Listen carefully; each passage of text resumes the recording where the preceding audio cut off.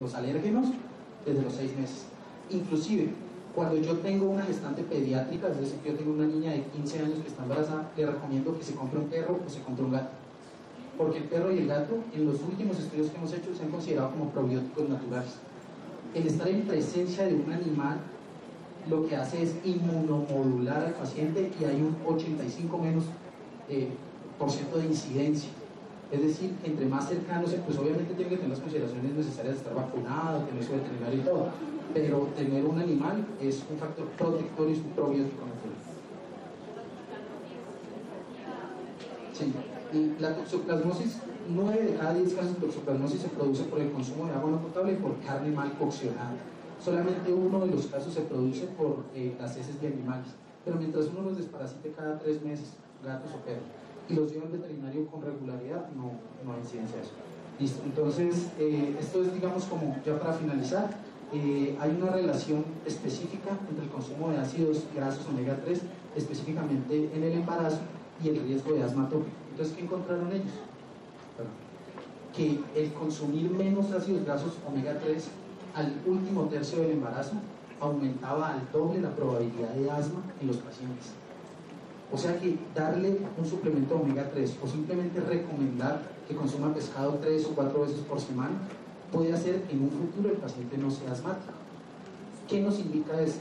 Que el estado nutricional y la alimentación condicionan directamente el estado inmunológico del paciente, no solamente en su momento, sino a futuro. Entonces, las conclusiones grandes de esto, ¿qué son? Que el sistema inmunológico depende del aporte y de la reserva de nutrientes del organismo, es decir, que el estado nutricional condiciona el estado inmunológico. Que el sistema inmunológico se adapta y se afecta a la lesión dependiendo del estado nutricional del paciente. Que el sistema inmunológico es dependiente del aporte y que los protocolos de atención de alteraciones inmunológicas deben, por obligación, si lo miramos desde la parte fisiológica y conductual, comprender también un enfoque nutricional. ¿Okay? Muchas gracias.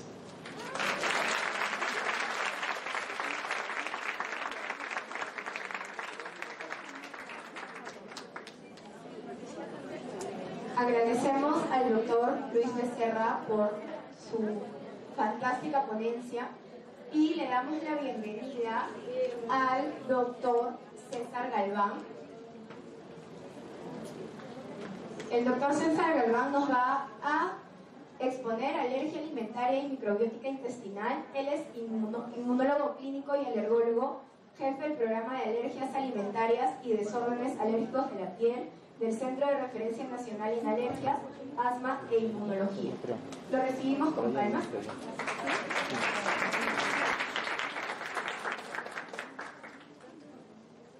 Ya casi estamos para la tarde. Muy buenos días con todos. Un agradecimiento muy especial al comité organizador y sobre todo a Edgardo Palma, que se puso en contacto con la Sociedad Peruana de Inmunología y con mi persona para ser parte de este maravilloso congreso. Asimismo, agradezco de una manera muy especial al doctor Luis Becerra por esta brillante exposición que me va a permitir hacer las cosas más fáciles. El día de hoy vamos a hablar sobre alergia alimentaria y microbiota intestinal. Y lo vamos a hacer en 3 etapas. Una primera etapa en la cual hablaremos sobre aspectos introductorios de la alergia alimentaria, hablando también de qué tan frecuente es la alergia alimentaria en el Perú. Ojo con eso. Segundo, ¿cuánto sabemos de alergia alimentaria también en el Perú? Una segunda etapa que hablaremos sobre la patogénesis de la alergia alimentaria y el rol que tiene la microbiota intestinal en esto. Y por último, vamos a ver algunas cosas sobre el manejo de la alergia alimentaria y probables focos terapéuticos como el uso de probióticos, es decir, modulando la microbiota intestinal en enfermedades alérgicas, incluyendo a las alergias alimentarias. Las alergias alimentarias forman parte de ese todo. Ese todo son las reacciones adversas alimentarias. Cualquier reacción adversa, perjudicial, después de ingerir algún alimento, se llama reacción adversa alimentaria. Y puede ser tan frecuente como 1 de cada 5 o cada 4 de la población general. Muy frecuente. Pero solamente el 10% de esas reacciones se llaman alergia alimentaria. La diferencia, o para catalogarla como alergia alimentaria después de esa exposición alimentaria, es de que está explicándose dentro de su fisiopatología mecanismos inmunológicos. Eso que ustedes han escuchado de hipersensibilidad de Lilly-Coombs, tipo 1, tipo 2, tipo 3, tipo 4 en pregrado, es el tipo 1 que es producción de IgE, tipo 2 antígeno anticuerpo, tipo 3 inmunocomplejos, tipo 4 reacciones tardías de linfocitos T. Si está implicado en eso la reacción luego de ingerir un alimento recién se llama alergia alimentaria. Cualquier otro mecanismo de reacción al verse el alimento se va a llamar intolerancia alimentaria. ¿Qué es lo más frecuente? La intolerancia alimentaria, lo dijimos. 10% de esas reacciones adversas alimentarias, alergia alimentaria, y 90% intolerancia alimentaria. Aquí me permiten en esta diapositiva aclarar dos conceptos que hace diferente una alergia alimentaria y una intolerancia alimentaria. Y que eso fácilmente se puede concluir de lo que el doctor Luis Becerra nos hablaba. La respuesta inmunológica tiene dos características. Una, que trata de que su sistema adaptativo nos da una respuesta de memoria inmunológica. Es decir, si yo estoy montando una respuesta frente a determinado antígeno, esta siempre va a ser reproducible, o casi siempre lo va a ser. Entonces, si me estoy exponiendo a algún alimento y estoy hablando de una alergia alimentaria, cada vez que ingiere ese alimento, me debe pasar la reacción. No, a veces sí, no, a veces no. Lo suspendo y el paciente mejora. Segundo, el tiempo por el cual conozco yo, mi sistema inmune conoce a la sustancia extraña que va a ser la reacción, es un tiempo corto. Esa etapa de conocerse se llama fase de sensibilización. Y eso a veces es una exposición de 1, 2 o 3 veces, o a veces hasta inútero con algunas publicaciones recientes, o a veces con la piel nada más, sin necesidad de ingerirlo, basta para que conozca el sistema inmune, el extraño, y monte la respuesta inmunológica.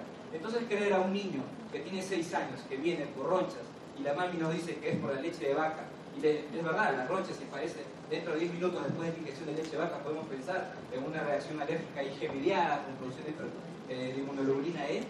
En el caso específico que le estoy poniendo como ejemplo, no lo es, porque es un niño que ha consumido toda la vida leche, se ha expuesto a la leche muchísimas veces, y no vamos a creer que esa reacción de ronchitas es por la leche, es por otros factores, como muchas veces en urticaria se trata de infecciones, por ejemplo.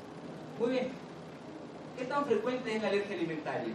La alergia alimentaria, si hacemos un análisis de estudios epidemiológicos, aquí es una recopilación del estudio Europreva, de un estudio epidemiológico publicado en 2014 de Europa, en el cual se encuentra en varios países una prevalencia entre 0.5 a 3% de la población general. Estudios en Latinoamérica, muy bien conducidos epidemiológicamente, muy pocos, por ahí uno de Argentina que nos habla solamente de autorreporte, 5.1%. Pero ojo, miren ustedes, en alergia a la leche de vaca, por autorreportes, es decir, cuestionarios, le preguntamos al papá si su niño es alérgico, 6% de la población.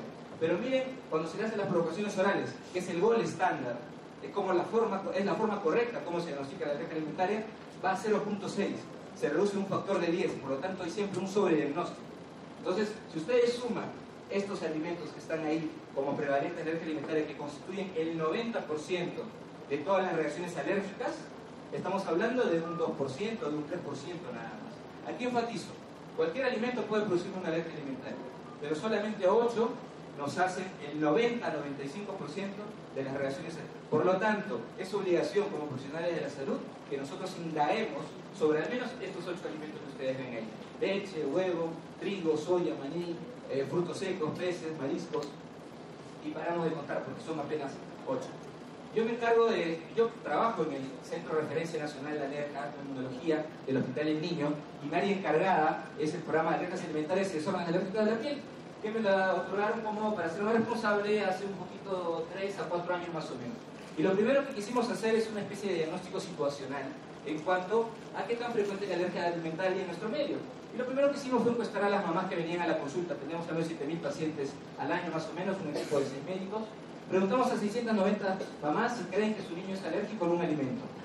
17%, 16.9% dijo que sí era alérgico a algún alimento. Y lo vimos en diapositivas anteriores que eso es falso. Algo raro está pasando.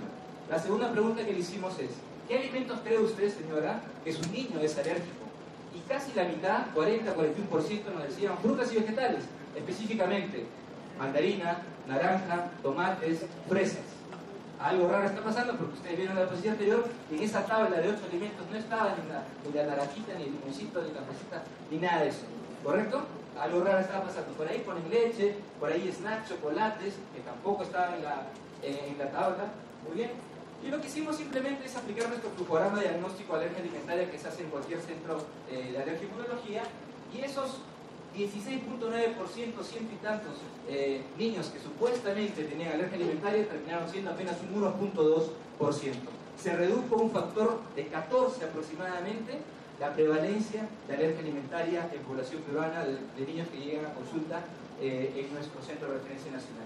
Y cuando luego se le hace, a esos niños se les pregunta, o a las mamás, qué alimento en realidad fue, haciendo el flujograma correcto de evaluación diagnóstica, se encuentra que no están las frutas, no están los vegetales, tampoco están los snacks ni los chocolates, sino ahí está la leche, el huevo, mariscos, pescado, trigo, maíz, pollo, en ese grupo. Pero a veces uno cree saber que nosotros somos los científicos, nosotros leemos constantemente, nos capacitamos en congresos, pero tal vez no seamos los más apropiados para a veces decir las cosas, porque apenas vemos 15, 20, 40 minutos al paciente, pero la mamá lo ve todos los días a su niño, hasta a veces se cansa de verlo, algunas, ¿no? Perfecto, entonces hay que indagar qué información nos trae la mamá. Y efectivamente, la mamá tenía razones para decir dentro de su conocimiento que su niño estaba haciendo reacciones alérgicas alimentarias, como el prurigo. Ustedes han visto a varios niños que sufren de rinitis o asma, que tienen unas elevaciones hipovesiculares, papulares, chiquitas de medio centímetro, ¿no? Muy pruriginosas, que a veces sale un liquidito y te quedan luego unas manchitas oscuras. Eso se llama prurigo urticaria papular. Y en ninguna parte de la literatura médica está descrito que eso está, o es una presentación de una alergia alimentaria. En ninguna parte. Sí está asociada a rinitis, a asma, que son presentaciones atópicas. Y se considera una alergia inespecífica. Hasta ahorita no se sabe qué es, picadura de insectos puede ser, microbios, antígenos del propio sudor, muchos otros factores. Pero en ninguna parte está descrito o estudiado en un estudio bien conducido que nos hable que son presentaciones de alergia alimentaria. Por lo tanto, desde la historia clínica, eliminado ese grupo de pacientes que nos decían. Segundo, doctor, pero tomaba la leche o comía el huevo, comía el chocolate y le producía un picazón excesivo que le duraba media hora. Y el picazón, ustedes saben que es una respuesta de hipersensibilidad de tipo 1, que al final produce IgE frente a determinado alergeno alimentario. Pero miren lo que dice ahí: prurito luego de la ingestión de un alimento de aparición intermitente. Y la definición de la respuesta inmunológica es una respuesta reproducible, persistente y continua. Es verdad, a los 6 años o a los 5 años el 90% de los niños que tienen alergia alimentaria ya no las tienen. A través de células regulatorias compensan esa respuesta tópica de linfocitos TH2, pero queda igual un 10%. Pero al menos en ese tiempo que nos está conduciendo la consulta, debe ser una respuesta reproducible y permanente. Y por más que me traiga síntomas la mamá de alergias IgE mediadas, ese niño que me está diciendo, la mamá que me dice de forma que a veces sí, a veces no lo es. Por historia clínica se descarta. La tos u otras manifestaciones respiratorias son presentaciones de alergia alimentaria. Pero de vuelta nos dice la mamá, intermitente, doctor. A veces cuando toma leche, a veces también toma leche, incluso más leche, y no le pasa nada. Tampoco lo es, por esta presentación intermitente. O ronchas, que es también conocida una presentación de la alergia alimentaria IgE mediada, pero que le apareció 4 horas o 6 horas después o al día siguiente. Las respuestas IgE mediadas son inmediatas, 5 minutos, 20 minutos, ya 1 hora. Por estandarización y reglamentación se considera menos de 2 horas, ¿no? Pero que nos aparezca a las 6 horas o al día siguiente, esa causa de ronchas es otra cosa menos ese alimento. Muy bien, entonces vieron que muchos de estos casos se excluían por la historia clínica muy simple. Algunos pocos necesitaron algunas otras pruebas confirmatorias como el PIP test o el inmunocap de dosaje IgE específico o las provocaciones orales. Conclusión sobre el diagnóstico de alergias alimentarias percibido por los padres. Pero el tema de la alergia alimentaria no queda ahí en Perú. Y de repente es similar en algunos países tan cercanos a Perú, como de Latinoamérica. Muy bien, lo que hicimos luego en el diagnóstico situacional para entender un poco más de alergia alimentaria a través de nuestro centro de referencia es el nivel de conocimiento que tenían los pediatras de alergia alimentaria. 15 preguntas, 5 muy fáciles, 5 más o menos fáciles y 5 bien difíciles, trancas. 5 últimas bien trancas. No, en realidad un poquito trancas nada más. Muy bien, entonces ¿saben cuánto sacaron de nota los amigos pediatras? Obviamente, sí. Bueno, se acercan más o menos a la nota final. Muy bien, pero ustedes saben que ese cuestionario tiene que estar validado, rigurosamente, metodológicamente diseñado, tuvo criterios de pertinencia, relevancia, utilidad, reacción, extensión, calidad y experiencia aprobados por el comité de expertos. Muy bien, no eran médicos residentes, no eran internos, eran pediatras egresados, con una media de edad de 43 años, tiempo ejerciendo pediatría, 11 años, o sea, eran médicos experimentados. Muy bien, ya se está riendo porque ya han visto la nota, ¿no? De las 15 preguntas, 7 vendrían a ser desaprobatorios, ¿no? 86.7% jalados. Es decir, solamente 1 de 10 aprobó el examen. Fatal. O sea, hay mucho por hacer. Y lo que más nos llamó la atención es que el 40% había acudido a alguna actividad científica sobre alergia alimentaria, como un congreso, como una jornada, como una cena científica o lo que sea. Entonces casi la mitad de los que habían llenado esos cuestionarios había recibido algún tipo de información. Entonces hay dos cosas para pensar. O los que hablan de alergia alimentaria lo hacen mal, no transmiten bien el mensaje, o de repente hace algunos años que no se hacían tantas actividades, la nota hubiera sido desaprobatoria en un 99.9%. Prefiero pensar que ha sido lo segundo, ¿no? Porque pensar que de repente no estamos transmitiendo el mensaje, a retiro, paramos esto. Muy bien, no solamente encontramos bajo nivel de conocimiento sobre alergia alimentaria, encontramos también que presentaciones, uno puede pensar en una alergia alimentaria con unas ronchitas, de aparición continua, un antecedente de atopía familiar, se ha expuesto a la leche a una edad temprana, menor de 6 meses, perfecto, cuadro típico.